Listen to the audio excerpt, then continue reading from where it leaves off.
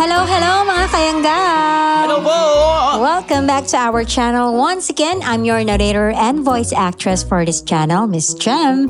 And my co-voice actor here... Randall!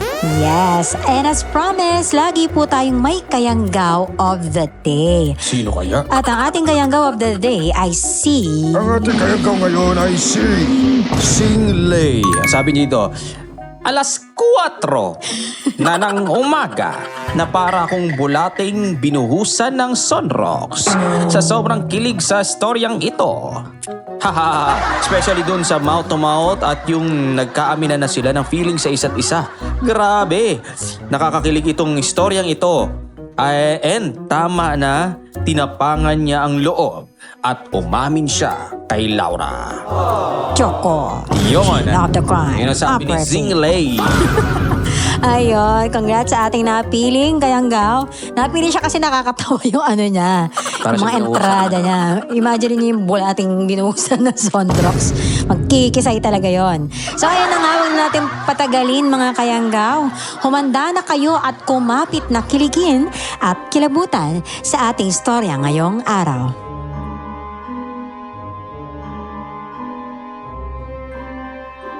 May mga pagkakataong kakailanganin mong lumipat ng lugar para sa seguridad at para makalayo sa kapahamakan. Pero paano kung ang paglapit mo sa isang liblib na lugar ay mas marami pa palang nakaabang na panganib na nakasilip at naghihintay? Miss Jem, ibabahagi ko lang po sa inyo ang naranasan namin ng partner ko noong lumipat kami sa probinsya kung saan lumaki ang tatay ko. Ako nga po pala si Sarah at ito ang aking kwento.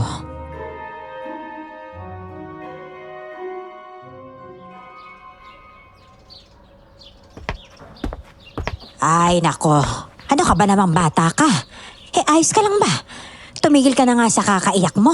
Walang maganda maidudulot yan eh. Kasi naman buti Ano na ang mangyayari sa atin sa probinsya? Mabubuhay po ba tayo ron? Paano na lang po yung kakainin natin? Saan po tayo kukuha ng pambili? Ay, nako. Ano ba namang klaseng tanong yan, Iha? Syempre naman mabubuhay tayo doon. Paano yun naman po nalaman? Diba, kayo na rin po yung nagsabi na yung madadatnan lang po natin doon. Lumang bahay na tinirahan nyo dati nung bata pa po kayo nila tatay. Oo nga, sinabi ko yun. Siyempre, malamang yun lang ang bahay namin. Pero sa pamamagitan ng mga tanim na nakapalibot sa bahay, abay, buhay na buhay tayo ron. Kaysa naman dito sa syudad na, tingnan mo nga, halos lahat binibili. Minsan nga umaabot pa tayo sa ang ulam natin toyo at mantika na lang Dahil pag walang dilihensya at kakarampot ang kita, dilat ang mga mata natin sa gutom. Kaya lang po kasi, Tia. Kaya lang siguradong mamimiss mo lang si Nathan no? Gusto mo ba daanan muna natin siya sa bahay bago tumuloy? Tamang-tama, maaga pa naman At sa terminal tayo. Sasakay lang naman tayo ng jeep papunta sa kanila para masundo na natin yung asawa mo. Wag na po, Chang. Ayoko. Hayaan mo yung walang iyang lalaking yun. Wala namang paninindigan yung isang yun Tingnan mo nga iniwan tayo tapos umuwi sa kanila sa ganitong sitwasyon pa talaga Alam na nga niyang kamamatay lang ni tatay. Duwag at ayaw sa obligasyon ng taong yun. Napakareklamador pa. Sa bagay, ano namang habol ko, hindi pa naman kami kasal. Kaya wag niyo nga po kaming tawaging mag-asawa. Hay, nako ka talagang bata ka, oo. Mas lalo niyo lang pinapaypayan ng baga Hindi pag-iwas sa isa't isa ang tamang paraan para maresolba ang problema ninyo. Bueno, wala naman na akong magagawa pa para sa inyong dalawa at matatanda na rin naman na kayo para pagsabihan pa. Siya, sige na. Tumigil ka na sa kakaiyak mo riyan para kang batang paslit.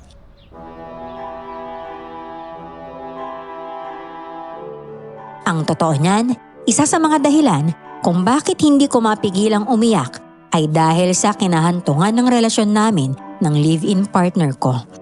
Sobrang tindi ng naging pag-aaway namin, kaya umalis siya para bumalik sa bahay ng mga magulang niya, dala ang mga gamit niya. Hindi ko inaasahan na ang taong nakasama ko ng 5 taon sa buhay ay isa palang duwag at walang paninindigan. At isa pa, Lungkot na lungkot din ako noon dahil sa pagpanaw ng tatay ko.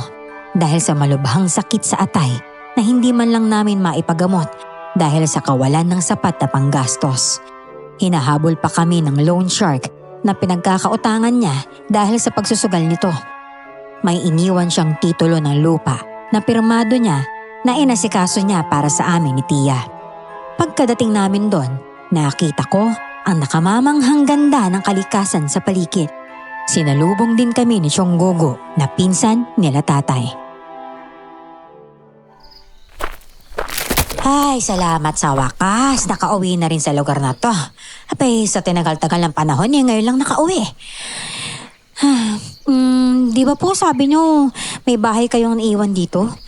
Bakit puro bakawan ang nakikita ko tapos mga puno ng nyog lang? Nasa gitna pa naman ng nyogan ng mga kabahayan kasi dito. Mainit kasi kapag dito talaga magpatayo banda sa may tabing dagat Pansin ko nga ho, Tia.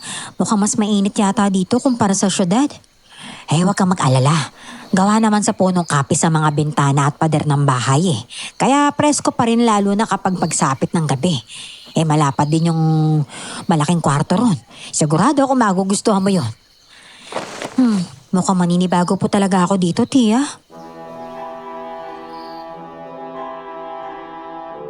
Maya-maya pa, may isang may edad na lalaking lumapit sa amin. Kayumanggi ang balat niya. Medyo payat at puro uban na rin na halos ang buhok. Sa tingin ko, isa siyang mangingisda dahil may hawak siyang lambat at ilang gamit pangingisda. Napatingin siya kay Tia Marilyn. Marilyn, ikaw na ba yan? Gogo? Ikaw na ba si Gogo? Oo, ako nga. Aba. Naku, pinsan. Tagal na rin natin. Tagal na natin simula nung umalis kayo rito sa lugar natin. May ilang taon na nga ba? Ay naku mamaya na nga nating kwentahan yan at pag-usapan. Samahan mo na lang kami nitong si Sarah para makapagpahinga naman tayo ha. Ay naku nakakapagod ang biyahe. Ang layo pala. Anak mo ba ito, Malin? Hindi. Anak siya ni Kuya Menandro. Talaga na pala itong pamangkin ko. O siya, sige. Tulungan ko na muna kayo dito sa mga gamit ninyo at ako'y magluluto ng tanghalian para makakain na tayo, ha? Ay nako, salamat. Sige. Namangha ako sa estilo ng lumang bahay ni Tia. Bakas ang kalumaan pero buhay na buhay at naaalagaan talaga ng mabuti ang buong bahay. Kahit ang bakuran ay malinis at maraming tanim na nagdadala ng maganda at banayad na hangin. Sariwang-sariwa talaga. Hindi tulad ng araw-araw na naaamoy namin sa syudad na usok, mga kanal at halo-halong amoy na nakakasuka at hindi maintindihan. Masasabi kong ang lugar na yon ay payapa at tahimik. Pagpasok namin sa loob ng bahay, sobrang linis ng paligid. Kahit pagawa lang sa kahoy ang lahat ng materyales mula sa sahig, hagdan at buong pangalawang palapag, hindi inaanay ang dingding. Parang bagong pinta ng barnis ang paligid.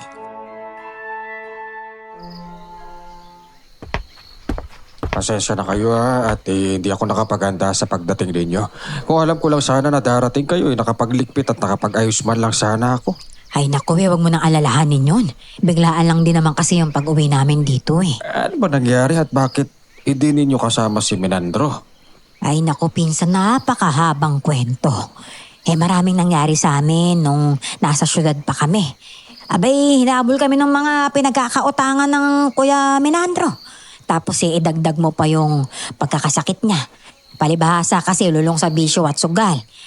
Saka lang siya nagsisi nung malubha ng sakit niya. Huli na ang lahat. Ay nako, hindi pa rin pala nagbabago ang kapatid mo si Menandro, ano? Ay naku, ganun na nga. Hanggang sa mawalan siya ng hininga, matigas pa rin ang ulo. Sinabi mo O pa. ikaw, pamangkin, kumusta naman ang naging buhay mo dun sa syudad? Alam ko na maninibago ka rito dahil ibang-ibang buhay na kinalakihan mo. Pero huwag ka mag-alala, masasanay ka rin dito. Pagdating po sa daungan ng lugar na to, nakita ko na po kaagad yung malaking kaibahan, Tiyo Pero sa tingin ko naman po, masasanay nga rin po ako kaya na sinabi nyo. Hindi naman po ako maselan, huwag kayong mag-alala. Kahit anong bagay, sanay po ko dyan. Gawaing bahay, o kahit ano pa. Naku, kayang-kaya ko pong gawin yan. Buti na nga lang po iniwan sa amin ni tatay yung titulo ng lupa dito sa probinsya eh. Kahit paano po may matutuluyan kami. Mula nung umalis kayo, ako nang nangangalaga ng bahay talaga.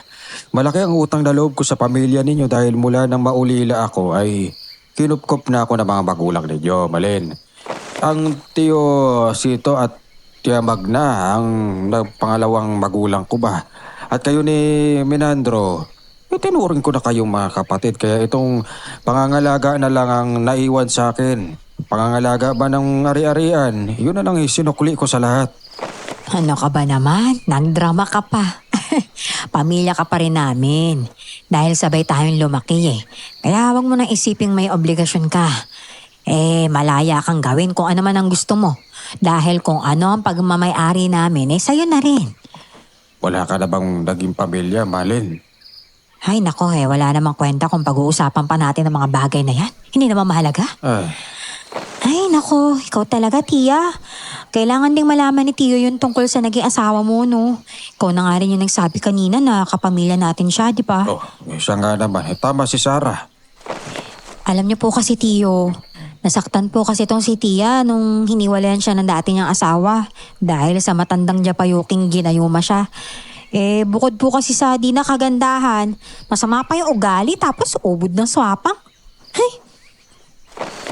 Ay, nako naman. Talagang bata ka, oo. Kung ano-anong pinagsasasabi mo sa tsuhin mo, ang akin lang naman. Hindi na mahalagang pag-usapan pa yung mga walang kwentang bagay. Hayaan mo, maganda naman itong tsamalin mo Kaya pwede ko siyang ireto sa isang piyudong hasindero na naninirahan sa dulo ng baryo. Huwag kang mag-alala. 1 taon pa lang silang kasal ng asawa niya noon at ayun, nabiyudo siya. Wala pang sino man ang nakakapagpatibok ng puso niya, Malin. Oo, hanggang ngayon. At isa pa, magkakaedad lang kayo noon. Swerte ka kapag nabihag mo puso noon. Ay, nako. Siya nga po, Tia. Go mo na yun. Ay, nako. Wala akong panahon para sa ganyan. Kaya tigil-tigilan nyo nga akong dalawa sa mga kalokohan nyo, ha?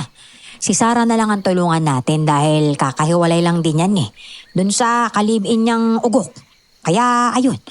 Ay, naku naman si Tia naman eh. Magpapahinga na nga lang po ako sa taas. Saan po ba yung kwarto rito? Ay, sa master.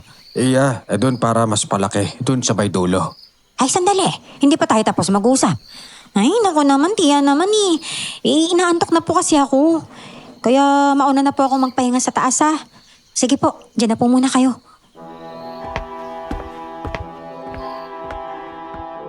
Hindi ko na pinatapos si Tia dahil ayaw ko ng pag-usapan si Nathan. Naiinis pa rin ako sa kanya. Masakit pa rin isipin na umalis kami ng walang matinong pag-uusap bago ako tuluyang lumayo. Habang nagpapahinga, narinig ko pa ang tawanan nila sa baba habang kinukwento ng tiyahin ko ang paghihiwalay namin ni Nathan kay Tio. Napabuntong hininga na lamang ako at inikot ang paningin sa silid. Malaki to, gawa sa kapis ang dingding, sahig, pati ang mga takip ng bintana. Kahit luma, maganda pa rin dahil alagang-alaga sa barnis. Sumilip ako sa bintana at tanaw ang bughaw na karagatan, mga bakawan at mga puno ng nyog na sumasayaw sa hangin. Maya-maya ay bigla akong hinila ng antok, kaya nahiga ako sa malaking kahoy na kama na may banig at agad akong nakatulog. 6:00 na ng gabi nang magising ako. Nanlaki ang mga mata ko sa nakita ko dahil... Ha? Anong ginagawa mo nito, Nathan? Kailan ka pa dumating? Bakit bangga? Grabe, gulat na gulat ka sa itsura mong yun Ayaw mo ba akong makita? Sira ulo ko talaga. Sino bang may sabi sa'yong sundan mo ako dito, ha? Lumayas ka nga. Bumalik ka na doon sa syudad. Hindi kita kailangan dito, no? Ano ko ba naman, Sarah? Huminahon ka nga. Kakarating ko pa nga lang sasalubungin mo kaagad ako ng giyera. Pwede bang kahit ngayon lang, kumalma ka lang muna? Nakakaya sa tiyahin mo at sa tsuhin mo sa babaw. Naririnig nila tayo. Papangga-pangga ka pa dyan. Hampasin kita ng palanggana eh. Hoy, para sabihin ko sa'yo ha, naka-move on na ako sa'yo, no? Pwede ka na maghanap ng ibang babaeng lalandiin mo. Dahil tapos na ako sa'yo. Wala na tayo. Ano bang pinagsasasabi mo? Sinabi ko bang maghiwalay tayo? Mukhang sa ating dalawa. Mukhang ikaw lang naman ang nagdesisyon yan. Ay naku, basta umalis ka na nga dito. Tapos na tayo. At hindi na ako babalik sa'yo kahit kailan, no? Ako talaga naman, ang arte mo talaga. Hindi pwedeng matapos ang relasyon natin sa ganito, Sarah. Nagpalamig lang muna ako sa amin. Hindi ko naman sinabing iiwan na kita eh. Nagulat na lang talaga ako nang umuwi ako sa bahay. Wala na kayo ni Tia noon at may iba nang umuupos sa tinutuluyan natin. Mabuti na nga lang at napilit kong magsalita yung chismosang kapitbahay nating si Aling Tanyang eh. Sinabi ko saan kayo pumunta. Ay, nako. Sino naman kaya makatingdila yung sabi nun kay Aling Tanyang? Ako, Sarah. Ako ang nagsabing dito tayo pumunta. Dahil alam kong pag kay Tanyang ko sinabi, sasabihin niya kaagad dito kay Nathan. Siya lang naman yung pinakamalapit sa tinutuluyan natin, di ba? At gusto kong maging maayos ang relasyon ninyo ni Nathan, Sarah. Ay, sinasabi ko na nga ba, kung may gawa nito, Tia eh. Kinakampihan mo pa talaga yan, Nathan na yan? Sana hinayaan mo na lang kami. Hindi naman pwedeng hayaan lang kayong dalawa. Linawin ninyo yung relasyon ninyo. Hindi pwede yung wala man lang kayong maayos sa pag-uusap sa pag-iwalay. Kaya ako lang naman ginawa yun.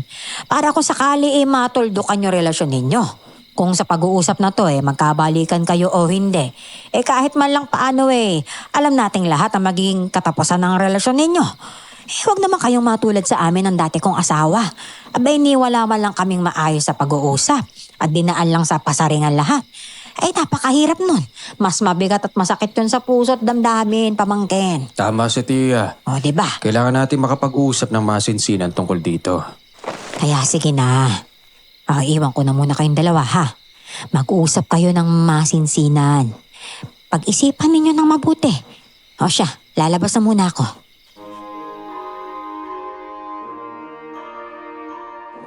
Sa mga puntong iyon, inis at galit pa rin ako kay Nathan. Pero hindi ko maiwasang matuwa dahil gumawa talaga siya ng paraan para masundan kami ni Tia. Kahit na mahangin itong si Nathan, ewan ko ba? Nadadala pa rin ako sa mga titig at simpleng paraan niya para magkaayos kaming dalawa. Para kasi kaming mga aso't pusa kung mag-away. Ilang beses ko na rin siyang sinubukang hiwalayan noon dahil sa hindi namin pagkakaunawaan. Pero ewan ko, mahal ko yata talaga kaya wala akong magawa. Totoo yata talaga ang kasabihan na hindi matuturuan ng puso kung sino ang pipiliin at mamahalin nito.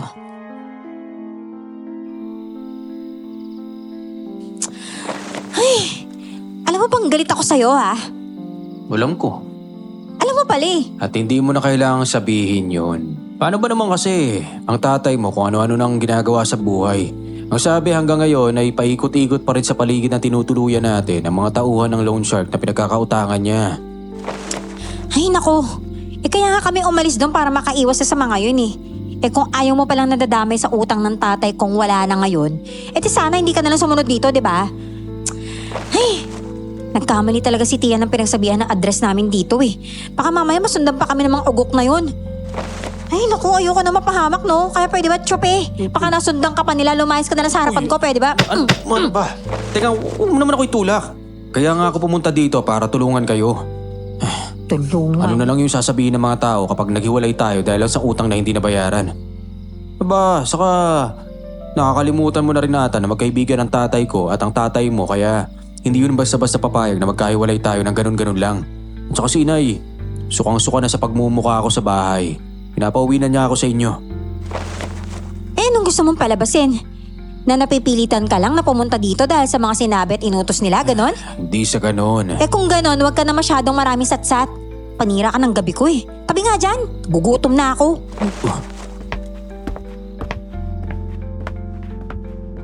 Sa bandang huli, sumuko pa rin ako at muling tinanggap si Nathan.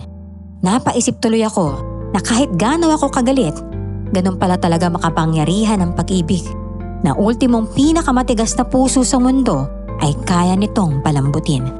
Padabog akong bumangon sa kama at akma nang bubuksan ang pinto ng silid nang hilahin ako ni Nathan at yakapin mula sa likod na hindi naman niya dating ginagawa. Otomatikong umikot ako paharap sa kanya at niyakap din siya pabalik. Kaya lang, nang maramdaman kong hinawakan niya na ang tali ng bestida ko sa likuran, pinigilan ko siya. Alam ko na kasi ang susunod na mangyayari kapag hindi ko siya pinigilan. Hoy, anong gagawin mo ha? Kung ano man yung iniisip mo, tigilan mo na yan ha. At baka kung saan na naman tayo mapunta. Hindi pa tayo tapos ha. Ano? Akala ko ba? Pambihira talaga kayong mga babae. Ang hirap niyong intindihin. Ay nako, buti na lang at bumaba na kayong dalawa. Tara na, kain na tayo. Tama-tama lang at dahil kakaluto lang nitong inihaw na puset. Sarap nito. Ano iyo? Umiinom ka ba ng lambanog? Opo, umiinom naman po ako. Tamang-tama. At marami akong inihaw na pusit. May mapagpupulutan na tayo nito mag-inuman tayo babaya. Siya nga pala, kayong dalawa ni Sarah ay bago lang sa lugar na ito kaya hindi kayo pwedeng basta-basta na lang gumala sa gabi ha. Maging sa umaga. Bakit naman po? May problema po ba? Ay basta, mahirap paliwanag. Ang isipin nyo na lang para to sa ikabubuti nyo ha. Ay tama nga ang tiyahin mo. Sundin nyo na lang. Hindi ko alam ng gabing yon, pero may kung ano sa akin na gustong itanong kay Tia ang dahilan kung bakit ayaw nila kaming pagalain sa baryo ng kaming dalawa lang. Gaya ng sinabi ni Tio kay Nathan, ay nag-inuman nga sila. Isinara ko rin isa-isa ang 3 malalaking bintana sa silid. Hindi ko inaasahan na ganun pala yon kabigat. Nang pabalik na ako sa kama, nagbukas ang pinto ng kwarto at nakita ko si Nathan.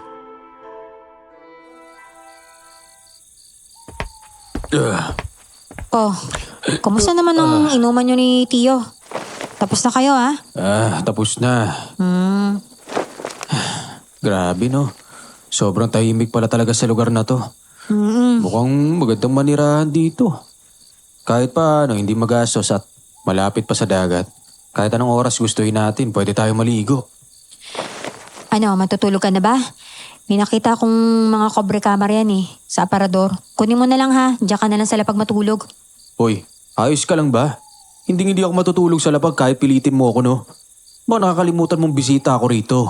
Nakakaya naman kung sa lapag mo lang ako patutulugin. Ang lapad-lapad naman ang kama mo Bisita ba ka mo? O sige, pagbibigyan kita. Babalik ka na rin naman na bukas sa syudad, diba? Kaya ayos lang na matulog ka ngayong gabi sa kama. Pero wag mong asahang tatabi pa ako sa'yo, no? Doon ako sa sofa matutulog. Ano ka ba? Kahit ngayon lang itigil mo na yung kasungitan mo. So sino namang nagsabi sa'yong uuwi ako ng syudad bukas? Nawala lahat ang ipon ko dahil sa pagpapagamot natin sa tatay mo kaya wala na akong pamasahe. Ganon? Yung pinamasahe ko nga rito, inutang ko pa kina tatay. Magkaroon ka naman ng konting konsiderasyon.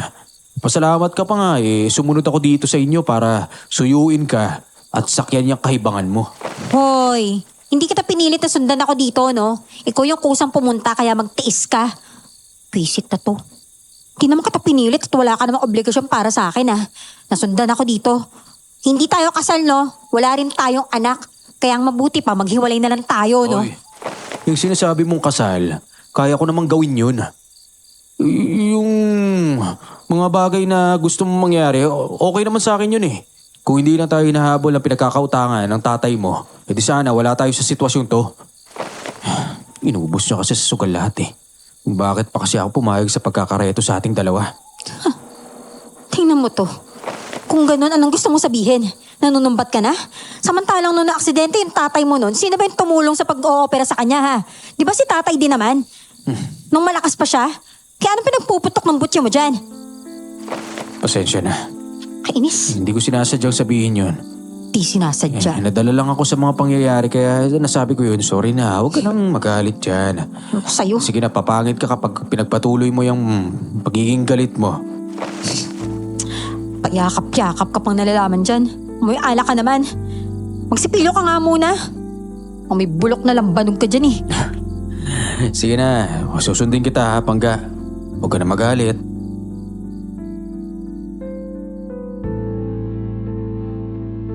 Hindi ko maintindihan sa puntong yon kung bakit parang may nagbago kay Nathan. Parang nag-ibang tao na siya. Hindi naman siya ganun kamaalalahanin dati. Ganun ba talaga ang epekto ng saglit na pagkakahiwalay? Nahuli ko na lang ang sarili kong nakangiti sa hindi malamang dahilan. Kahit sa akin din ay may mga nagbago. Hindi ko alam pero sa tuwing hinahawakan ako o niyayakap ni Nathan, parang bigla na lang nang lalambot ang tuhod ko. At mabilis na tumitibok ang puso ko. na dati ay hindi ko naman masyadong nararamdaman sa kanya.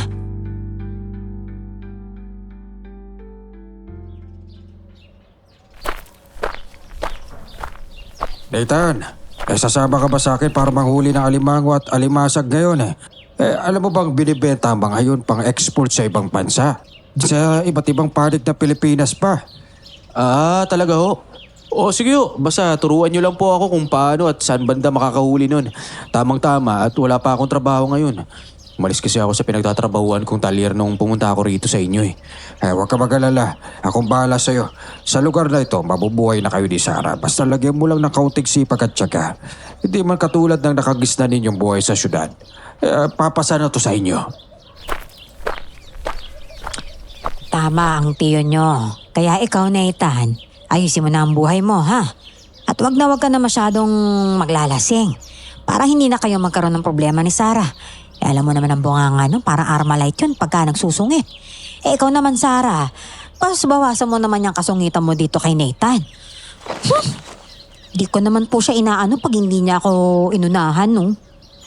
Ay nako, kayo dalawa talaga, mga kabataan. O siya, sige Nathan, bilisan mo na at para makarami tayo, ha? Hoy, ikaw, Nathan. Huwag mong papasakitin yung ulo ni Chong Gugu, ha? Lagot ka talaga sa akin pag ginawa mo yun.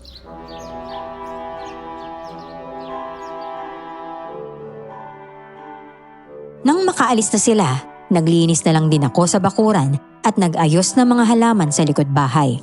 Marami pala talagang tanim na kalamansi si Tio, pati na rin iba't ibang uri ng gulay. Maayos na nakahilera ang mga yon sa gilid ng bahay. Nakita ko rin sa dulo ng lote na may daanan doon papunta sa kakahuyan. Hindi ko alam pero parang kinilabutan ako nang matanaw ko ang mga punong nakatayo doon. Pagkatapos kong maglinis sa bahay, pumasok na ako. Umikot ako sa kusina at katabi lang nito ang silid ni Chong Gugu. Nakita kong nakaawang ang pinto ng kwarto niya. Sa puntong iyon, parang may kung anong nagtutulak sa akin para silipin ang loob nito. Nakasara ang bintana at parang nakakita ako ng altar na maraming nakalagay na iba't ibang uri ng kwintas. Narinig ko bigla ang boses ni Tia, kaya isinara ko na lamang ang pinto.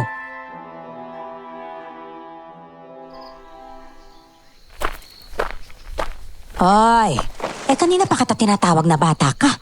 Bakit hindi ka man lamang sumasagot? Ay, pasensya na po kayo, Tia. Hindi ko narinig ka agad. Ay, nako. Magpapaalam lang kasi sana ako na may bibilhin lang ako sa palengke. Baka may gusto kang ipasabay. Meron ba? Wala naman po, Tia. Sasibihan ko na lang po kayo kapag mayroon po kayo ipapabili sa susunod, ha? Siya, sige. Huwag kang basta-basta gumala rito sa dalampasigan, ha?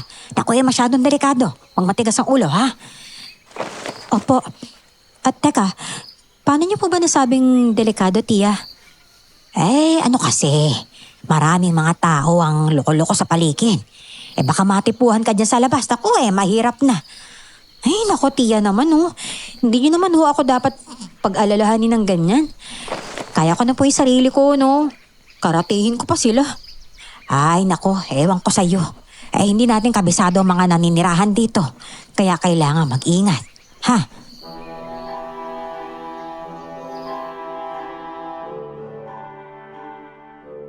Nagtataka ako sa mga bili ni Tia at Chong Gugu. Para kasing may mga kung anong tinatago sila na hindi ko pwedeng malaman. Naisip ko lang, malayo ang agwat ng bawat bahay sa isa't isa, kaya nakakapagtaka kung bakit ganon na lamang ang bili ni Tia. Dahil likas na matigas ang ulo ko, hindi ko sinunod ang utos ni Tia. Tumambay ako sa may dalampasigan. Damang-dama talaga ang samyo ng dagat. Tinanggal ko ang tsinelas na suot ko at lumusong sa tubig alat. Ang daming bakawan sa paligid at umahampas-hampas ang mga alon dito. Huminto lang ako nang hanggang tuhod na ang tubig. Pinulot ko ang mga maliliit na alimasag na tinangay ng alon. Naisip ko, baka pwedeng ulamin. Kaya lang, naawa naman ako dahil ang papayat. Kaya ibinalik ko na lamang sila ulit sa dagat. Nagulat na lamang ako dahil may babaeng biglang nagsalita sa likuran ko.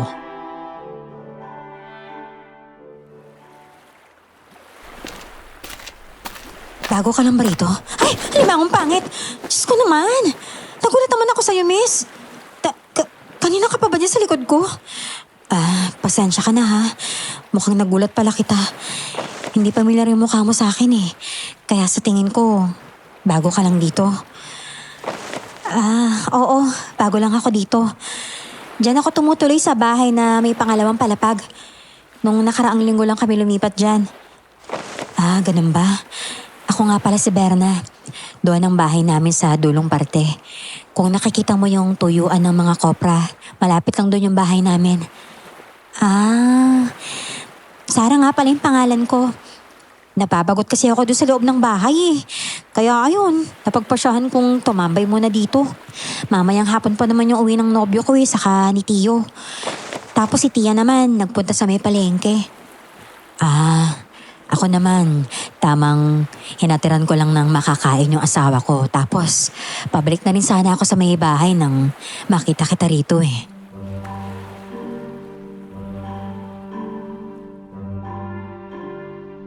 Natuwa ako dahil nakakilala ako ng bagong kaibigan sa katauhan ni Berna.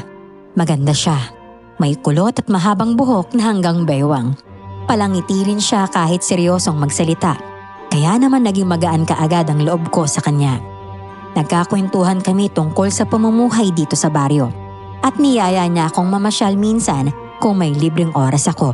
Siguro mga 3:00 na magpaalam siyang uuwi na. Pagkatapos nun, ay pumasok na rin ako sa bahay para asikasuhin ang mga dapat gawin. Nakauwi na rin si Tia. Nadala-dala ang mga pinamiling gulay, karne at iba pang kulang na kasangkapan sa bahay. Habang nagpapakulo ako ng tubig sa takuri, nakwento ko kay Tia ang tungkol sa babaeng nakilala ko sa dalampasigan. Nakita ko naman kaagad ang pagkabahala sa mga mata niya nang sinabi ko yon.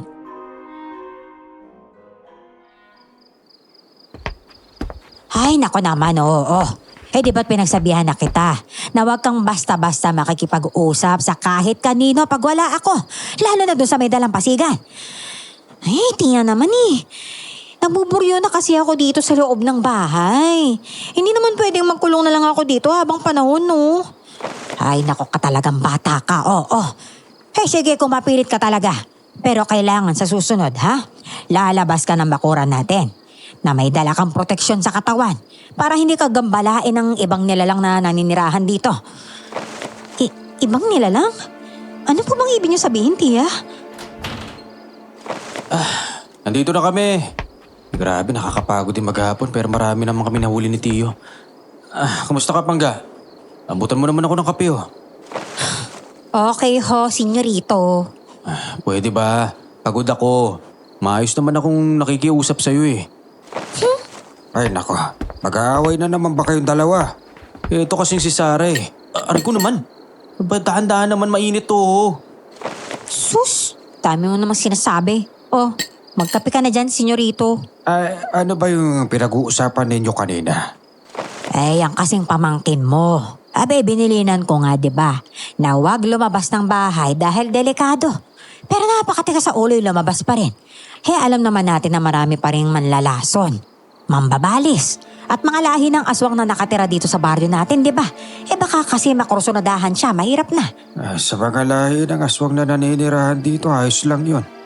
Hindi nila kakantiin ang pamangkin ko pag nalaman nila kamag-anak ko kayo. Napatakot na lang nila sa akin, ha? Teka lang po, nalilito po ako sa mga sinasabi niyo, Tio, Talaga bang may aswang pa sa mga panahong to? Seryoso? Alam ko naman na may mga nilalang na ganyan dahil kinukwento yan sa akin ni tatay noon. Kaya lang, totoo po ba na hanggang ngayon meron pa? Maniwala ka sa akin, totoo yun. Pero huwag kang mag-alala dahil ako ang bahala sa'yo. Bibigyan kita ng pangontra. Magagamit mo yun para sa tuwing mag-isa ka lang dito sa bahay, walang manggagambala sa'yo.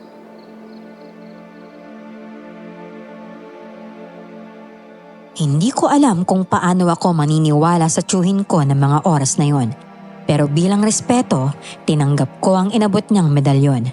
Ayon sa kanya, may mga dasal to na pantaboy sa mga masasamang nilalang na magtatangka sa akin. Kamukhang kamukha ito ng mga kwintas na nakita ko sa loob ng silid niya. Pinag-usapan pa namin ang iba pang mga panlaban sa mga aswang at gaya ko ay nakikinig lang din si Nathan. Hindi na namin namalayan ng oras dahil gabi na pala. Magsisimula na sana kaming magluto ni Tia, kaya lang naubusan kami ng tubig na magagamit sana sa kusina. Nagpresenta naman si Nathan na siya na lang daw ang mag-iigib para sa amin. Pero ilang sandali lang ang lumipas, nakarinig kami ng malakas na sigaw mula sa labas. Nakita ko lang si Nathan na kumakaripos ang takbo papasok sa bahay. Pawis na pawis at talaga namang hindi maipinta ang kanyang muka sa sobrang takot. Oh, Nathan, iho! Ano bang nangyari sa'yo? Bakit ka naman natataranta dyan? Nakakita po ako ng isang nilalang na may mapulang mata. Ano? Nakakatakot siya at may mabalahibo. May mabalahibong balat. Mula balikat hanggang binti. Hindi ko alam kung anong klaseng hayop yun. Kinalabutan ako. Ayoko nang bumalik dun. Pagpadali kayo, isarado ninyo lahat ang pito at bitana.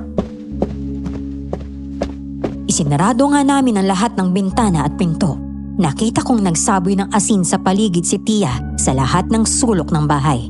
Dahil namumutla pa rin si Nathan, binigyan ko siya ng tubig.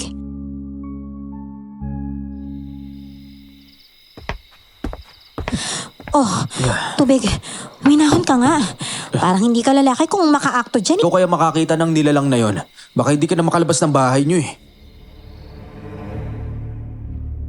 Lumabas si Tio at inikot ang buong bakuran. Nagbabaka sakaling mahuli pa ang nilalang. Nagsaboy siya ng asin sa bakuran bago pumasok sa loob ng bahay.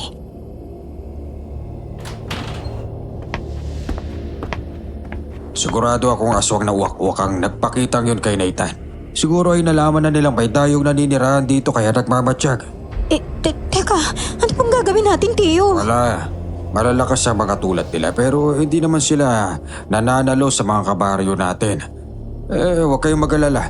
Katunayan nga yan, ang ilan sa kanila ay kasamahan pa namin sa panghuhuli ng isda at mga pagkain dagat. Oo, nire-respeto ako ng mga taong baryo. Kahit na ang mga aswang, dahil isa akong antingero. Antingero? Yung biyasa po ba sa paggamit ng mga agimat? Oo, mayroon akong punyal na gawa sa lumang kampana ng simbahan. Pamana sa akin ng lolo ko. Yun ang sabi niya, mabisa raw ito laban sa mga lahi ng mga sinaunang aswang tulad ng mga uwak-uwak. Pinapakain ko ito sa mga sinaunang dasal na galing sa libretang ipinamana niya rin sa akin.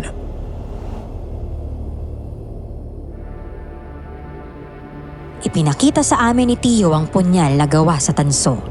May mga simbolo ito na hindi ko maintindihan. Halatang luma na ang punyal pero makintab pa rin dahil sa maingat na pangangalaga rito. Napakatalim din ito at parang bagong hasa pa. Normal naman ang mga sumunod na araw namin sa lugar na yon. Hindi na nagpakita sa amin muli ang aswang na nanakot kay Nathan. Pinakilala rin sa akin ni Nathan ang kaibigan nitong si Max na nagkataong asawa rin pala ng kaibigan kong si Berna. Isang araw, kumuha ako ng mga sinampay sa labas at dumaan ako sa kusina para makapasok ng bahay. Narinig kong nagbubulungan sina Tia at Tio. Parang may pinag-uusapan silang hindi namin dapat malaman. Huminto muna ako sa pinto papasok sa kusina para makinig. Sa puntong to, alam kong mali, pero umiral ang kuryosidad sa akin.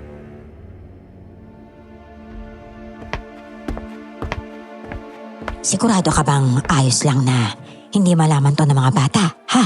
Oo, huwag mo nang alalahanin yun. Ang mahalaga ngayon, hindi naman sila ginagawa ng masama. Sa kakilala kong mag-asawang yun. Katunayan nga ang lalaki, patagal ko nang kasama sa trabaho at wala naman kami nagiging problema. Ganun ba? Ay, kanina ka pa ba dyan, Sarah? Hindi ho, Tia. Papasok lang po ako ng kusina. Bakit po? May problema po ba? Sino po bang pinag-uusapan nyo?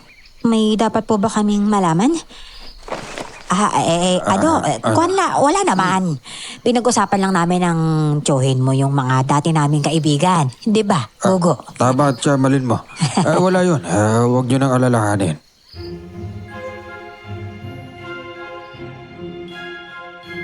Nagkibit balikat na lamang ako sa sinabi nila at kaagad na pumasok ng kwarto. Tinupi ko na mga nilabhang damit. Tapos bumalik ako sa kusina para magluto ng minatamis. Kaya lang walang panggatong. Tamang-tama naman ang pagdating ni Nathan at ang loko humingi pa ng kape sa akin.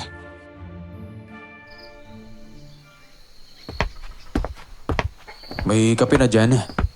Ano? Wala pang ang panggatong kaya mabuti pa. Pumunta ka ron sa likod at manguha ka ng kahoy para makapag-init ako ng tubig. Pambihira naman. Pagod na nga ako galing sa trabaho tapos uutusan mo pa ako. Aba, nagrereklamo ka? Sino uutusan mo manguha ng kahoy? Ako? Ano ka, sinuswerte? Sige na, ako na.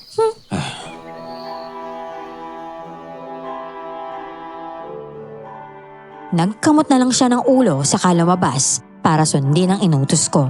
Kaya lang, 30 minuto na ang nakakalipas pero wala pa rin si Nathan at hindi pa nakakabalik. Kaya naisipan kong sundan na lang siya kung saan siya naghanap ng panggatong. Tinungo ko ang kakahuyan sa likod ng bahay dahil nakarinig ako ng parang mga taong nag-uusap.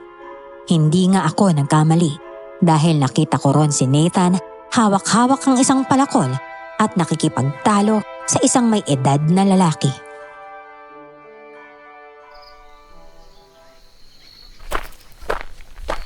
Bakit? Teritoryo mo ba to para pigilan ako manguha ng kahoy na panggatong?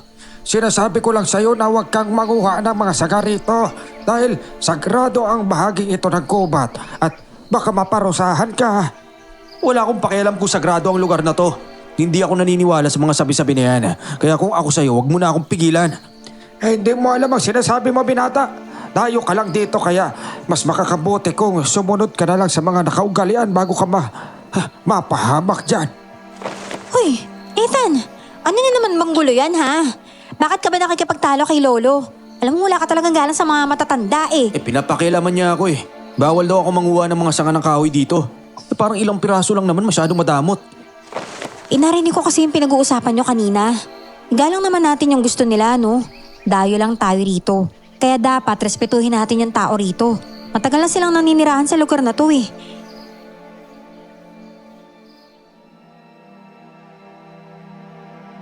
Halata na ang inis sa mukha ni Nathan.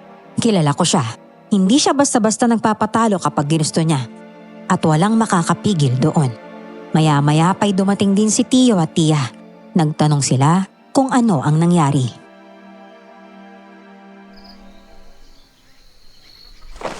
Teryo, ano ginagawa mo rito? Ako, Tio, tulungan niyo nga po ako. Ayaw po magpaawa dito ni Nathan eh. Pilit pong nangunguha ng mga sanga ng puno para ipanggatong. Bawal daw po pala dun. Nako, totoo ang sinabi ni Teryo. Bawal talagang magputol o manguha ng mga sanga ng kahoy dito sa parting ito ng kagubatan dahil pinamumugaran ito ng mga engkanto. Ha? Baka mamaya ay mamagana lang yung pamparabi ng lahi mo pag nakasagig ka ng mga engkanto riyan.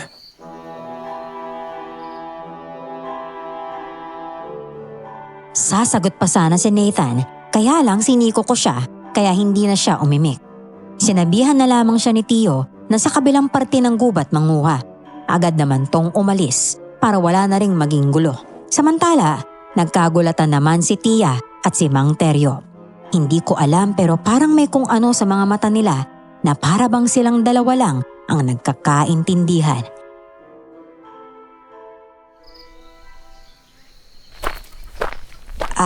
Ikaw na ba talaga yan, Teryo? Malen, at tagal na natin hindi nakita. Kumusta ka na? Ay, ayos lang naman ako. Dito na ako maninirahan kasama tong pamangkin kong si Sara eh. Saka yung nobyo niya. Pagpasensyahan mo na lang ang batang yun ha. Laking syudad kasi yun eh. Kaya hindi naniniwala sa mga makalumang kaugalian sa probinsya. Hayaan mo sa susunod ay pagsasabihan ko ha. Walang ano ba yun. Basta, wag mo na lang paulit yun dahil baka mamaya kung ano pang mangyari doon.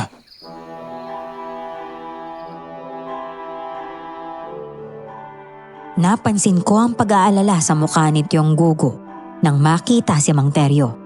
Nagpaalam na kami sa isa't isa. Pero hindi nakalusot sa akin ang tinginan nilang dalawa. Kinutuban ako ng masama sa hindi malamang dahilan. Nang makauwi naman kami ng bahay ay naabutan namin sa bakuran si Nathan. Papasok na siya sa kusina at may dala-dala pang mga panggatong. Pinagsabihan siya ulit ni Tia na wag nang manguha roon sa likod bahay para maiwasan ang gulo. Tumangulang siya bilang pagsang-ayon pero halata ang pagkadisgusto sa mukha niya.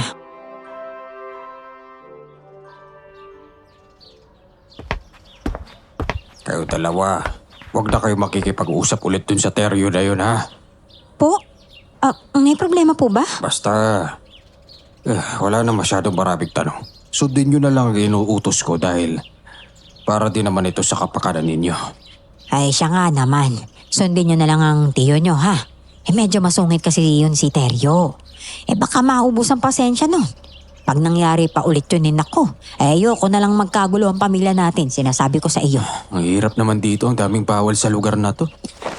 Ay nako kung gusto mo Nathan, bumalik ka na lang sa pamilya mo, di ba? Kung hindi mo kaya makibagay sa pamumuhay dito, hindi ko naman kailangan ng katuwang sa buhay na sarili lang iniisip no. Oh, talaga namang... Ay, nako, siya. Tama na nga yan. Mag-aaway na naman kayong dalawa. Siya, sige na, Sarah. Mag-init ka na lang muna ng tubig, ha? Para makapagkape na tayong lahat.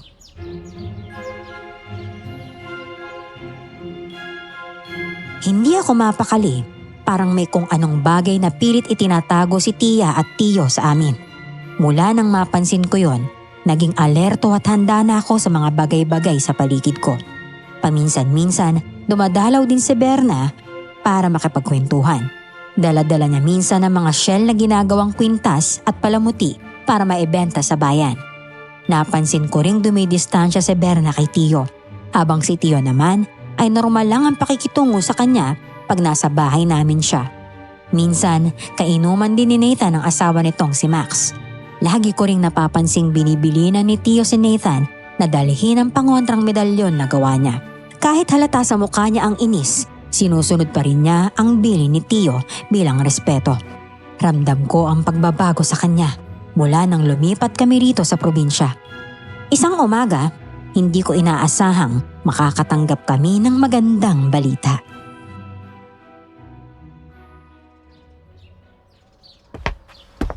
Alis na ako ha. Bali mamaya maraming huling alimango at isda. Baka bumili ako ng karne. Parang gusto ko kasing kumain ng sinigang para sa hapunan. Kaya yun ang iluto mo pag uwi ko ha. Sige, ako nang bahala. Teka, hindi ka man lang ba kakain ng almusal ha? Hindi na, mataas na ang araw. Tanghali na rin, kaya hindi na mahihintay yung mga lulutuin mo. Ay naku, pasensya na ha. Medyo masama kasi yung pakiramdam ko, tinanghali ako ng gising. Sabihin mo, nag-iinarte ka lang. Gusto mo lang talaga yata akong inisin ngayong araw, you know? Anong sinabi mo?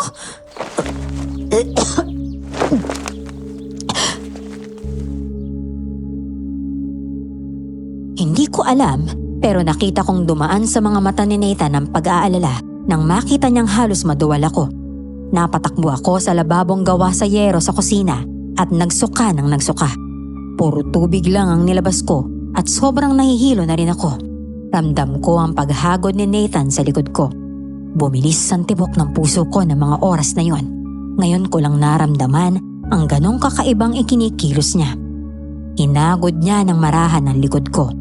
Sa tagal ng pagsasama namin, kahit pagbili noon ng paracetamol sa tindahan pag nagkakasakit ako ay hindi niya magawa-gawa. Kaya lagi niyang sinasabi na nag-iinarte lang ako. Pero ngayon, ibang-iba ang ugaling pinapakita niya.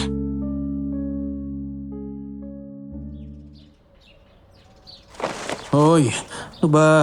Nakalunok ka ba ng karma at bakit ganyan yung pagsusuka mo? Anong karma sinasabi mo dyan? Maniwala ka sa sinasabi ko. Karma yung nalunok mo. Lagi mo kasi akong ini-stress eh. Kaya arik ko naman. Akala mo ba magaan yung mga kamay mo kung makabato ka sa akin? Tinig mo pa yung may suot na bakal sa kamao eh. Tigilan mo na nga ako. Sama na nga yung pakiramdam ko. Iniaasar mo pa ako. Alam mo ikaw, Nathan ha? Sabihin mo nga sa akin. Ano bang suhol yung gusto mo ha? Anong suhol? Anong ibig mo sabihin? Kasi kahit may pagkabarubal ka pero mas bumabait ka na ngayon eh. Huh? Ano bang nakain mo ha? Oh, ano yan? Baka parang namumula ka pa yata. Uy, tigilan mo nga ako. Baka mamaya sabihin pa ni Tia na hindi kita inaalagaan tapos ako naman yung mapapagalitan yan. Sus, sabi mo eh. Ay nga pala, pupunta dito si Berna ha. Tuturuan daw akong gumawa ng banig para may maila ko sa palengke. Sige, mabuti naman kung ganun para hindi ka lagi umaasa sa perang pinagpapawisan ko, no? Ewan ko sa'yo. Magandang umaga sa inyong dalawa. Oh, anak ko. Pasensya na, mukhang may LQ yata kayo. Oh, Max, ikaw pala. Naku, huwag mo nang alalahanin yan. Normal lang yan sa amin ni Sarah. Ganyan talaga kami magmahalan. Di ba, Pangga? Tumigil ka nga. Akbay-akbay ka pa nalalaman dyan. Mahalan daw. Aray ko! Kanina ka pa ha. Hindi naman para kang sipit ng alimango. Sakit ng krut mo. Napakasadista mo talaga. Ay, kayong dalawa talaga wala yata talaga kayong araw na hindi kayo nag-aaway ano. O siya, iwan ko na muna dito si Berna para may makakasama. Gagawa raw kayo ng mga banig na pambenta. Oo. Tuturuan niya ako. O siya, sige Max, ako nang bahala sa asawa mo ha. Kung gusto nyo, dito na rin kayo mananghalian eh. Magtitinola ako. Oh, sige. Subukan namin makauwi ng tanghalian. Pero pag hindi na kami nakabalik, kumain na lang kayo. Mauna na kayo ha. Sige.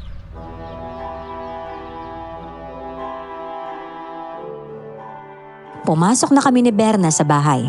Nang mga oras na yon, hindi pumalaot si Tio dahil may pinuntahan silang okasyon sa kabilang baryo kasama si Tia. Nilatag na namin ang mga materyales sa banig at inumpisahan na niya akong turuan. Kaya lang, sa kalagitnaan ng pagtuturo niya, natigilan ako.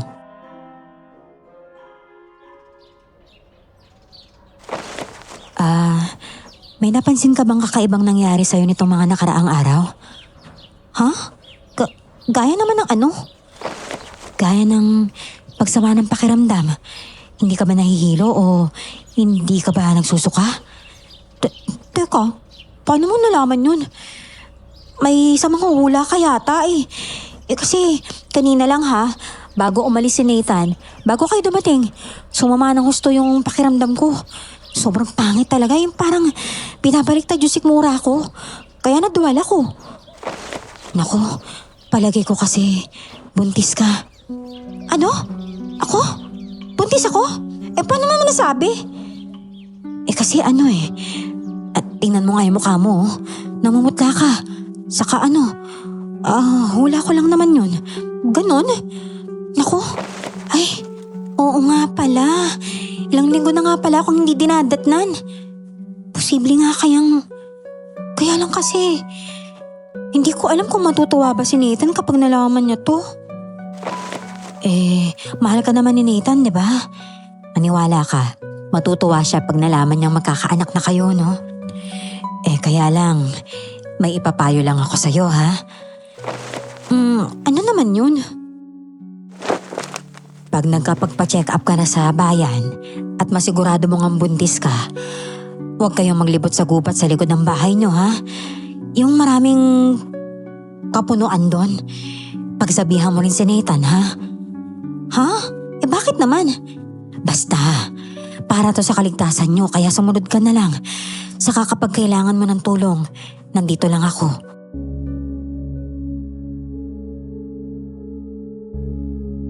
Napailing na lamang ako sa sinabing iyon ni Berna. Hindi natapos ang hapong iyon na hindi ako nakabuo ng kahit isang pirasong banig. Maya-maya ay umuwi na rin si Berna. Pagkatapos ay binilinan niya akong mag-ingat at sundin ang mga sinabi niya.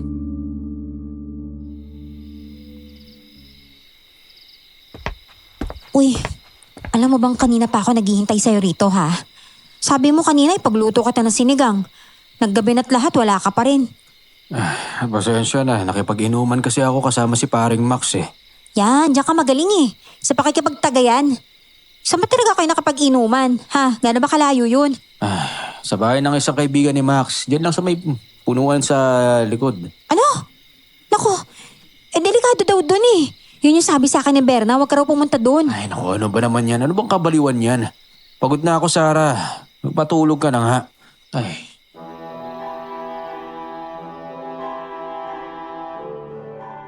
Tinalikuran na ako ni Nathan pagkatapos noon. Inis din akong tumalikod sa kanya. Nagising na lang ako dahil sa mga alulong ng mga aso at parang may nagkakagulo sa taas ng bubungan. May mga kaluskos na hindi ko maintindihan. Sobrang sakit sa tenga. Ay, ano ba yun? Nathan! Nathan! Kumising ka nga! Kumising ka! Ano ba? Magpatulog ka naman. Kanina ka pa. Ang gulo mo. Kasi naman may kung ano sa bubungan hindi mo ba naririnig? Diyos ko, natatakot na ako. Tingnan mo naman. Aswang! Umalis ka dyan sa bubungan! Huwag mo kaming guguluhin dito! Boss, si Tiyo Guguyo na. Anong nangyari?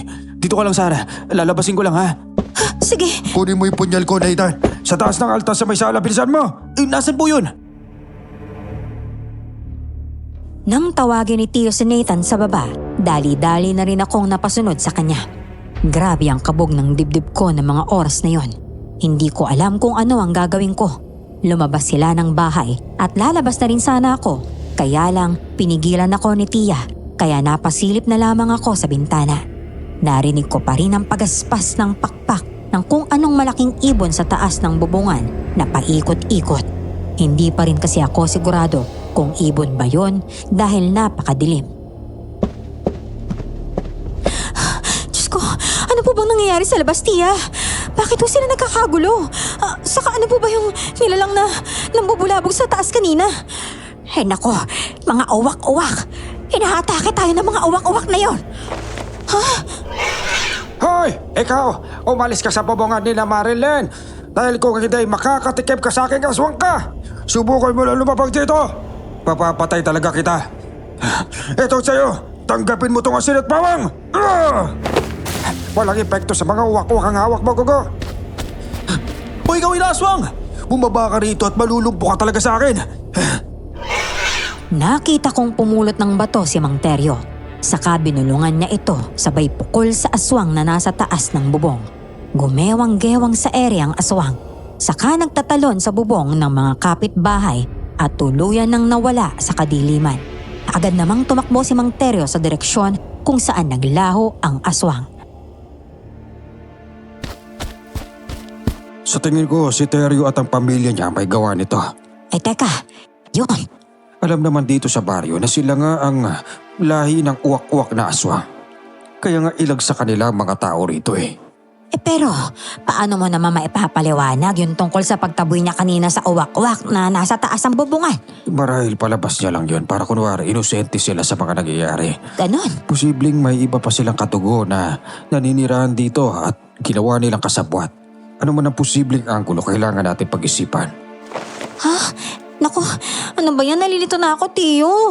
Ano mo ba talaga nangyayari? Ay naku basta. Kailangan nyo nang malaman ang totoo. Sarah, si Max, Berna at Teryo, magkakamag-anak sila. Nag-iisang anak ni Teryo, si Max. Teka, imposible naman si Max ang matake sa atin. Isang gandikit kami nun at alam kong hindi niya kayang gawin yun sa akin. Maski ako man ay hindi ako naniniwalang si Max nga ang may gawa at kahit rin si Teryo. Kahit usap-usapan sa baryo na aswang siya ay ni minsan, hindi ko pa siya nahuhulig ng bibiktima. Kahit si Berna hindi rin. Ang pamilyang yun ay pinangingilaga ng mga tao dito sa baryo dahil sa lahi nila. Pero ni minsan hindi ko pa sila nakitang nanggagambala ng mga kapitbahay. Ngayon lang talaga. Paano na lang kaya, Sarah, kung bumalik na lang tayo sa syudad? Eh, wala namang problema yung sinasabi mo. Kung wala rin naghahabol sa atin na pinagkakautangan ni tatay noon, di ba? Kung bakit naman kasi? Hindi ko na alam kung kailan tayo magiging ligtas, lalo na sa lugar na to. May kasunduan kami ng mga aswang na yon. Tagako sila noon sa lolo kong antingero na hindi palalayasin ang angka nila sa baryong ito basta hindi sila mambibiktima ng mga tao. Ang alam ko noon ay nakipagsandugo pa ang lolo ko at ang lolo ni Teryo bilang selyo na kasunduan.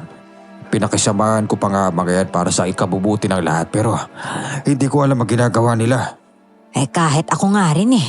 Eh hindi ako makapaniwala. Mabait naman niyang si Teryo kahit pa nung mga bata pa kami.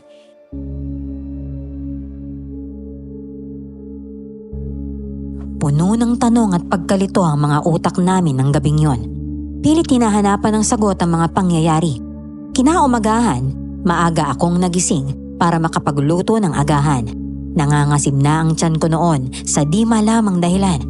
At parang nahihilo pa rin ako pero pinilit kong bumangon para kumilos sa bahay.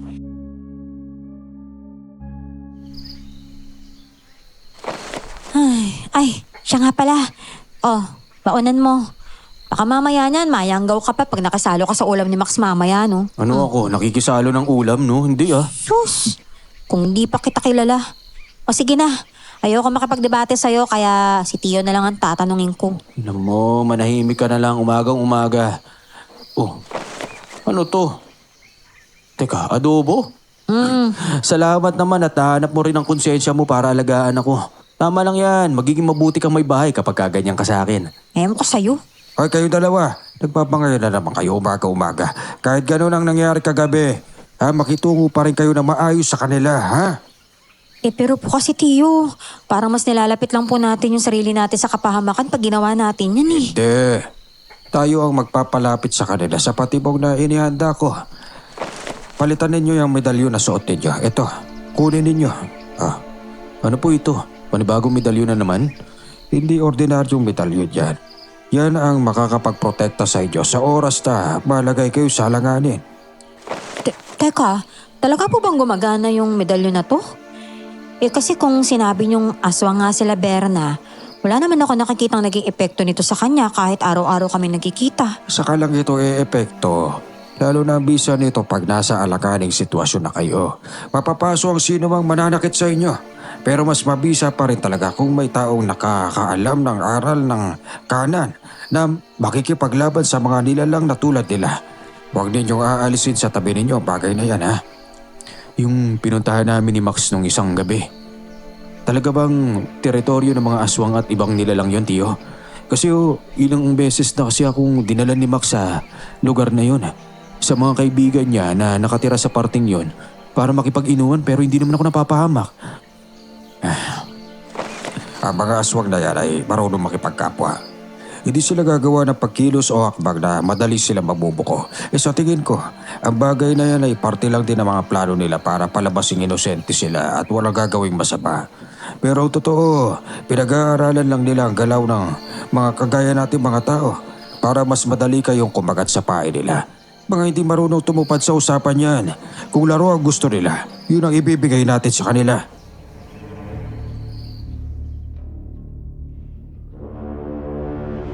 Nang makaalis na sila Tiyo at Nathan, sinabihan ko si Tia na masama ang pakiramdam ko at posibleng buntis nga ako.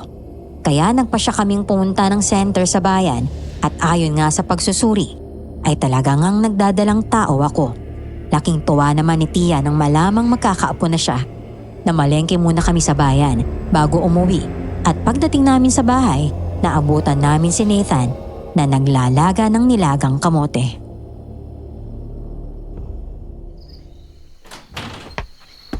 Oh, iho. Aba, mukhang maaga ka yata ngayon ah. O nasaan ang tsuhin mo? Nanguha raw po ng lambanog. Dadalhin daw sa bahay ng kaibigan niya dahil kaarawan daw nito at may salo-salo raw sila mamayang gabi. Ganun ba? Mas maganda nga sana kung nandito ang tiyo mo eh. Para sabay-sabay na naming masabi yung magandang balita sa inyo. Pero sige, kahit mamaya na lang pag uwi na ha. Ako nang bahala. Si Sarah may sasabihin sa'yo. Ano yun? Ano kasi... Buntis ako, Nathan. Magkakaanak na tayo. Talaga? Magkakaanak na tayo? Uy! Ayos! Nathan, ano ba? Ibabahan mo nga ako. Siraulo ko talaga, ibabahan mo ako. Pasensya na sobrang natuwa lang talaga ako sa balita mo. Mula ngayon, aalagaan ko na kayo na magiging anak ko. Kung nalalaki ka, huwag ka na nga magsalita. Gawin mo na lang ha. Ngayon ko lang naisip na yung sinabi sa akin ni Berna. Totoo pala, nabuntis nga ako. Talaga? Sinabi niya talaga yun sa'yo? Hindi ka ba niya hinawakan sa tiyan? Wala bang sumakit sa'yo nung huling araw na magkasama kayo? Wala naman po. Teka, posible kayang siya yung nagtimbre sa mga aswang na umatake sa atin? Ay, naku. Posible nga yun. Teka, siya nga pala. Bago ko makalimutan, aalis po pala kami ni Tiyo bukas. Baka gagabihin kami dahil maraming nag-order sa amin ng mga alimango at gagamitin daw sa isang malaking handaan na gaganapin sa hotel. Gusto raw kasi ng kliyente namin na si Tiyo ang pumunta para makipagtransaksyon sa kanila. Sige, basta mag-ingat kayo doon ha. Saka isa pang paalala ha. Tungkol doon sa pinagkakautangan ni tatay, naku. Posibleng nagkalat lang sila sa paligid kaya maging alerto ka pa rin ha. Opo, boss.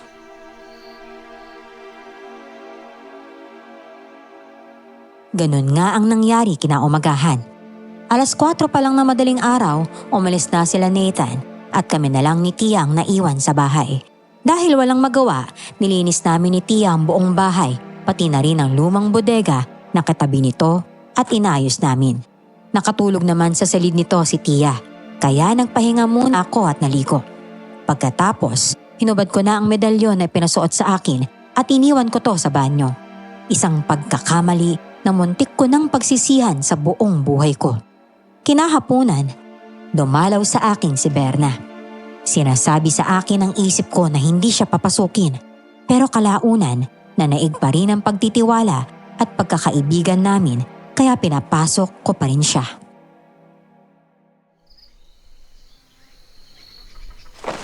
O Sarah, kamusta ka na? Siya nga pala, may dala akong mga bunga ng hinog na papaya ha. Masarap sa matatamis ang mga yan.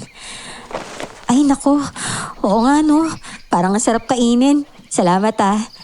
Akin na isa hatiin ko. Sino kasama mo rito? Si Tia, natutulog sa silid niya. Bakit? Wala naman, naitanong ko lang.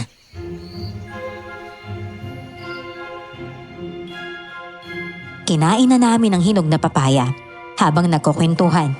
Maya-maya pa ay may naramdaman akong kakaiba. Nahihilo ako at parang inaantok na hindi ko mapigilan at maintindihan. Pagkagising ko, nakahiga na ako sa isang papag. Lumingalinga ako sa paligid at hindi pamilyar sa akin ang bahay kung nasaan ako. Gawa ito sa kawayan at madamo ang paligid nito. Sobrang taas na damo. Berna? Nasaan tayo? Anong ginawa mo sa akin? Nasaan ako? Sarah, huminahon ka. Tinutulungan lang kita para hindi ka makuha ng mga masasamang aswang. Anong ibig mo sabihin sa masasamang aswang? Si Max, may balak siyang masama sa inyo ng anak mo.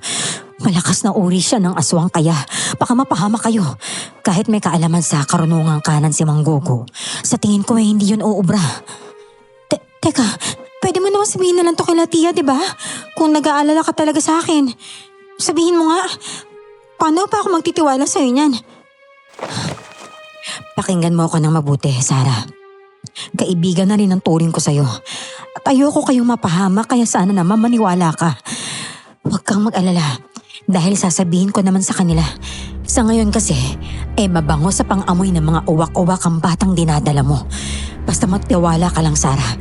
Importante kasing mapangalagaan ka sa ligtas na lugar. Ano ba yan? Naguguluhan ako eh. Ay, hindi ko na alam. Sarah, may pagtatapat ako sa'yo. Isa akong manananggal. Ha? Pero maniwala ka, hindi kita sasaktan. Poprotektahan kita sa abot ng makakaya ko.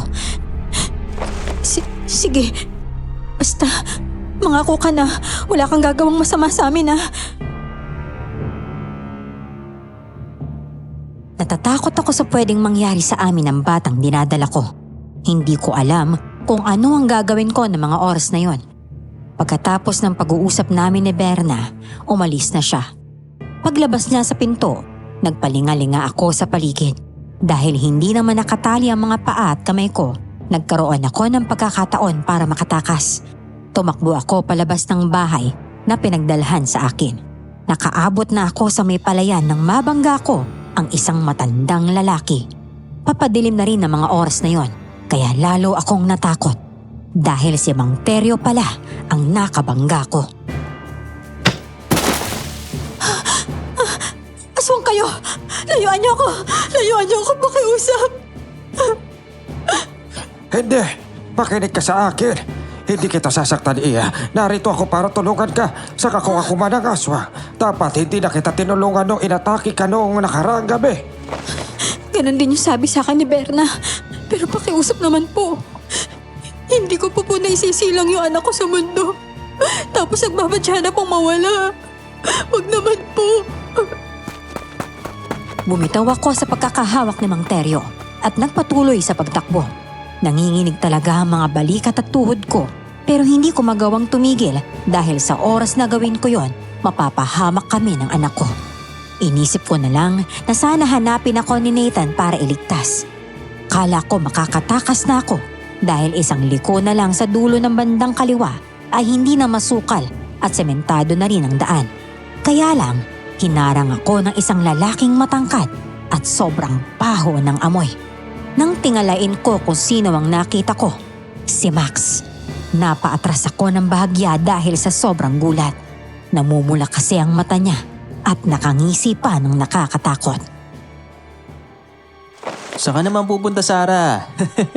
Gusto mo bang ihatid kita sa inyo? Mas mabuti yun para hindi ka nahabulin ni Berna at ni Itay. Mas ligtas ka kung sasama ka sa akin. Halimaw! Layuan mo ako! Huwag mo ko sasaktan!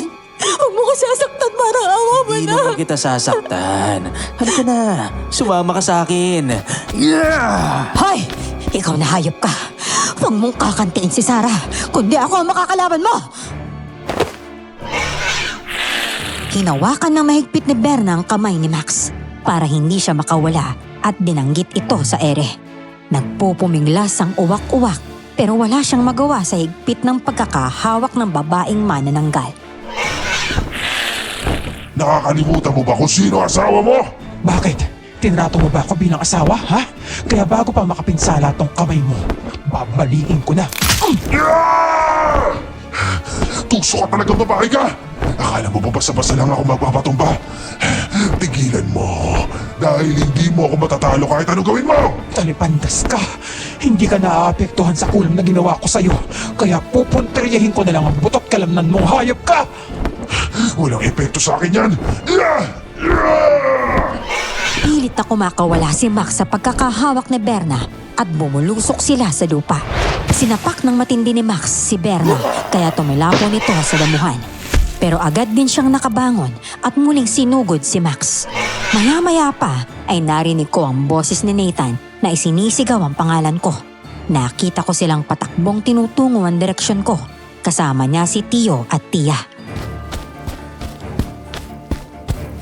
Mabuti na lang at ligtas ka, Sarah. Nag-aalala ako sa iyo ng gusto. Nathan, paano niyo ako nahanap? Pinuntahan kami ni Berna kanina at sinabi sa amin kung nasan ka.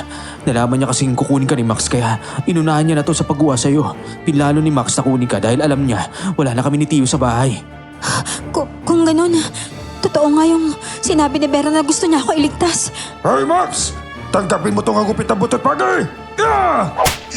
Huwag kang mangyalam dito, tanda. Isuko mo na sila sa akin. Kapalit na kalayaan mo! Yeah! Anong ibig mo sabihin? Anong kasalanan nila sa'yo? Hayop ka talaga.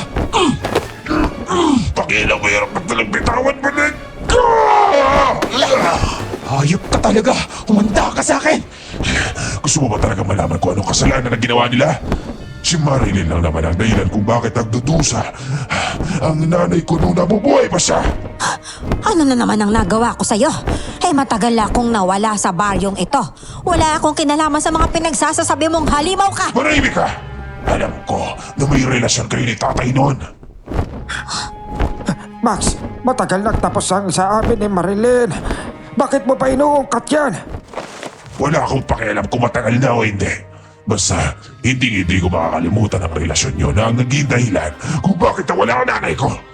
Alam mo ba, hindi ko alam na unti-unti mong nilalaso ng isipan at damdamin ni nanay nun, tay. Masakit para sa akin yon. Kasalanan ng nanay mo dahil kinamitan niya ako ng itim na mahika para lang magayuma. Ha? Anong ibig mo sabihin, Teryo? Hindi ka pala talaga nangaliwa sa akin noon. Ibig sabihin pinikot ka lang ni Ibra na maging asawa mo. Huli na ang lahat ng malaman kong kinayuma niya lang ako. Buntis na siya noon kay Max at nakaalis ka na rin kasama si Minandro papuntang syudad. Mga walang kwenta drama yan. Ano ba ang nangyayari ito, tay? Dapat, hindi nyo na yun nagawa kay inay. Alam mo ba na tiniis niya lahat ng mga pagpaparusa niyo sa kanya noon dahil nagpapakasakali siya na maaawa pa kayo at mababago pa ang pakikitungo ninyo? Minahal ka ni nanay at hindi siya nagkulang sa inyo. Ano pa man ay mali pa rin ang ginawa niya. Walang kasalanan ng pamilya binibiktima mo ngayon, Max. Kung gusto mo, ako na lang ang gantihan at sisihin mo sa nangyayari sa nanay mo. Dahil ako lang naman talaga ang may gawa doon. Huwag mo nang idamay ang pamilya ni Marilyn. Isinusumpa ko kayo lahat sa nanakit sa nanay ko. Maging ikaw, Teryo. Mula ngayon, hindi na kita kinikilala bilang isang ama, kundi isang mortal na kaaway. Dapat lang na mamatay kayo lahat. Sukdulan ang kasamaan mo, Max! Kung ito lang ang paraan para matapos ng paghahasik mo ng gulo, wala na akong magagawa kundi kalabanin ka! Tumakbo si Mang Teryo sa direksyon ni Max at inundayan ito ng itak. Hinayaan lang ni Max na masaksak siya ng ama. Ngumisi pa ito dahil hindi siya pala tinatablan ng pananaksak nito. Ayon kay Chonggogo, mukhang pinaghandaan ni Max ang sagopaang iyon at nagkarga ng mga itim na orasyon para hindi talaga siya tabla ng kahit na anong sandatang panlaban sa aswang. Nagulat din ako nang sumugod si Nathan at nilatigo ng buntot pagi si Max. Hindi rin inanda ni Max ang sakit at saka binigyan ng malakas na suntok si Nathan kaya napasubsob ito sa lupa. Agad naman akong napatakbo sa direksyon nito. Nathan, ayos ka lang ba? Ano? Ayos lang ako. Dito ka lang sa likod ko. Baka saktan ka ng hayop na yan. Ang makakatalo lang sa halimaw na yan ay kung makukuha natin ang bini sa loob na katawan niya. Pero paano po? Kung si Mang Teryo nga at ikaw ay walang magawa, paano pa kaya kami na ordinaryong nilalang lang? Susubukan pa rin natin. Kung sakali na mamatay ang anak mo sa labanang ito, ayos lang ba yun sa'yo? Para sa kapakanan ng mga nakakarami. Oo, basta wala nang ibang mapapahamak. Titiisin ko ang sakit. Wala kang kwentang ama. Mas wala kang kwentang anak dahil tinuruan kitang maging mabuting tao nung pinatilyo ka pa lamang. Tinuruan kitang manugis ng aswang pero hindi mo sinundan ang yapa ko. Nung namatay ang nanay mo, kinuha mo pa talaga ang bini na pagiging uwak-uwak niya para makapag-asik na kasamaan. Ang akala ko talaga, isa ka rin talaga sa kanila, Teryo. Hindi mangyayari yon, Gugo. Iisa lang ang antigero nagturo sa atin noon at kung ano ang layunin mo ay ganun rin ako. Hindi magbabago yon. Nagsisi ako na hindi ko pinatay si Max nung kakalunok pa lamang niya ng bini sa kanyang inang aswang. Teryo!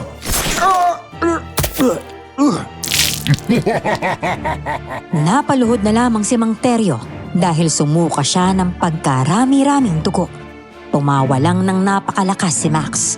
Bumubuka-buka ang bibig ni Chonggogo, sabay wasiwas ng itak sa dibdib ni Max.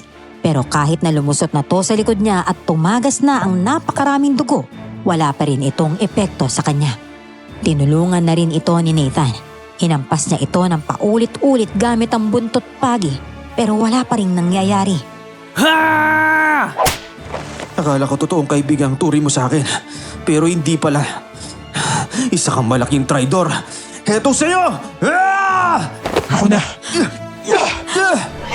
Napatingala na lamang kami sa taas ng punong santol nang makita naming iniangat ni Berna ang katawan ni Max gamit ang mahabang baging. Sobrang bilis ng mga pangyayari. Pinalupot niya ito ng mahigpit para masakal ng husto si Max. Tinali niya ito sa nakausling sanga ng santol. Nagpupumiglas si Max pero hindi na siya nakawala. Peste ka talaga sa buhay, Max. Ang hirap mong hulihin. Ano ginawa mo, Berna? Bakit hindi ako makagalaw? Sige, subukan mong igalaw yung katawan mo kung gusto mong bumaon lalo yung mga tinik na may lason na nilagay ko sa baging dyan sa katawan mo. Hindi tatalab sa akin ang laso niligay mo dahil malakas ako! Talipandas! Alam ko yon. Mas matalino ko kaysa sa'yo. Kaya tanggapin mo na lang. Pampahina lang yan ang katawan mo para hindi ka masyadong maglilikot, talipandas kong asawa. Anong sabi mo? Na nga! Mamanga ka. Mamanga ka, mahal ko. Para matapos na yung paghihirap mo. Sige na, mahal. Pagbibigyan kita. Total, may malasakit ako sa'yo eh. Ako na ang pilit na magbubuka ng bibig mo.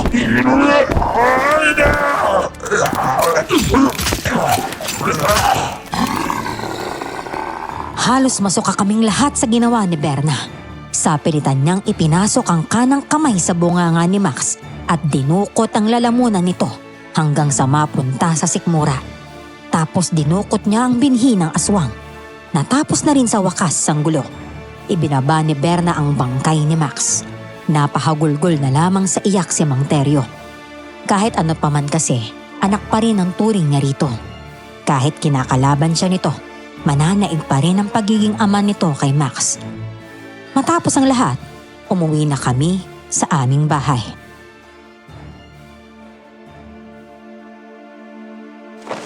Kayo na ho ang bahala sa binhi ng aswang Manggugo ha. Gagamitin ko lang ang mga sugat ni tatay at saka tutulungan ko lang ho si tatay Teryo sa pagsunog sa bangkay ni Max. Sige, Sige ho. Teka, anong gagawin niyo sa binhi na yan, Tiyo? ilalagay ko sa loob na karapon tapos isaselyo ko kabit ang orasyon. Pagkatapos ibabaon ko sa lupa para wala nang makakuha na kahit sino.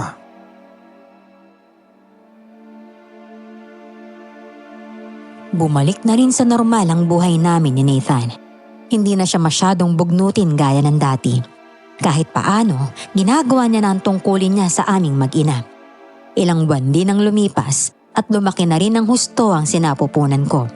Magkaibigan pa rin kami ni Berna dahil napatunayan ko na totoong kaibigan siya at napakabuti niya dahil sa pagliligtas niya sa akin.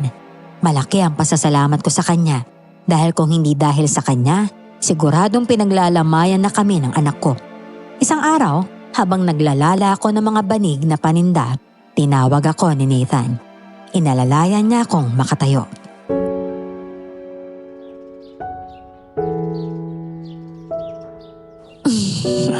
Saan mo ba ako dadalhin ha?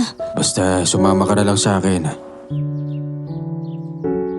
Naglakad kami hanggang makalapit kami sa dalampasigan at huminto lang kami sa may banda ng bakawan. Napangiti na lamang ako dahil sa ganda ng tanawin. Napakaasul ng dagat at talagang perpektong-perpekto ang pagkakagawa ng mga bato na parang sinadya para gawing upuan ng mga tao para sa panonood ng paglubog ng araw sa hapon. Huminto kami ni Nathan sa isang malaking treehouse. Sobrang ganda talaga. May mga nakasabit pang halaman. Ang ganda rin ng hagdanan. Malalaki ang baitang at may barandilya sa gilid kaya hindi mahuhulog ang sinumang aakyat.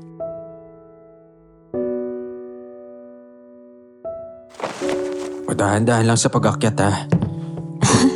Grabe, ang ganda naman dito. Kanina ba to ha? Grabe, ang dami naman yatang pagkain. Nagpatulong ako kay Tio Gugu at kay Mang Teryo para gawin ang kubong to. Ha? Para sa'yo to. Talaga? Para sa panganganak mo. Para pwede ka makapagpahinga.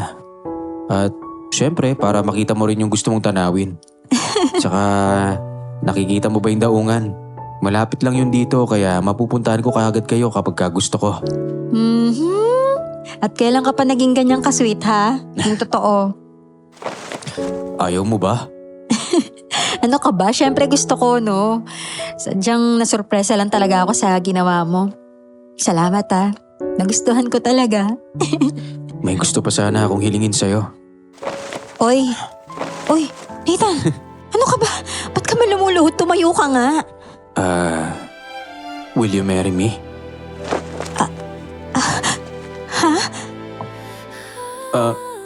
Sorry, ayaw mo ba? Siyempre gusto ko, no? Teka, bakit ka naiiyak? Ikaw naman kasi.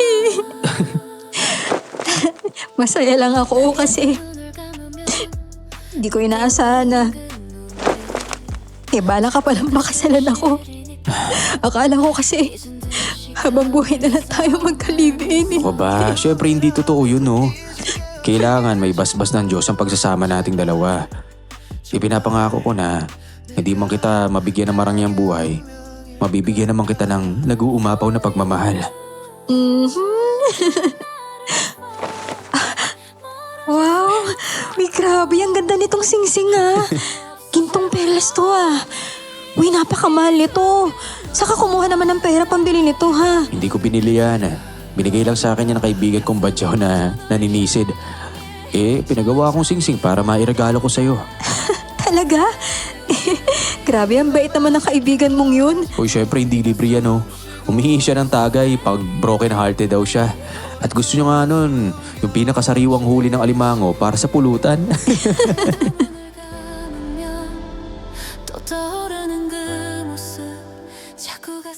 Mula na magpakasal kami ni Nathan, nabiyayaan kami na maginhawang buhay. At nabayaran na rin namin ang lahat ng pagkakautang ni tatay. Kahit paano, wala na kaming alalahanin sa tuwing dadalaw kami sa mga magulang ni Nathan dahil wala nang naghahabol sa amin. binayayaan kami ng 2 anak at namuhay kami sa baryo ng simple at payapa. Sa pagsasama, kailangang intindihin ng magkapareha ang ugali ng isa't isa. Simbolo iyon na kahit ano pa man siya, ay tanggap dapat siya ng puso nyo. Ito rin ang isa sa mga dahilan kung bakit dapat pa kayong magpatuloy sa relasyon o hindi na. Miss Jem, dito ko na lamang po tatapusin ang aming kwentong mag-asawa. Maraming salamat po. Lubos na nagmamahal, Sarah.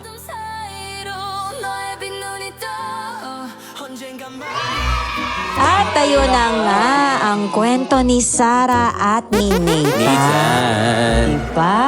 Hindi sila nagsettle na walang basbas. Talaga namang nag-propose pa rin si Nathan. Naging sweet na rin sa dulo si Nathan. Dating cold siya eh. At ito rin kasi Sarah, may masungit din. Oo. So, importante Nag-gem din yun sila. na, diba, nang meet halfway kayo. Na Yes. matamis din naman. Diba? Huwag lagi maasim. Yes! Ano? Ayun. Speaking of... Isa pa. Go. Okay. 1, 2, 3. Okay.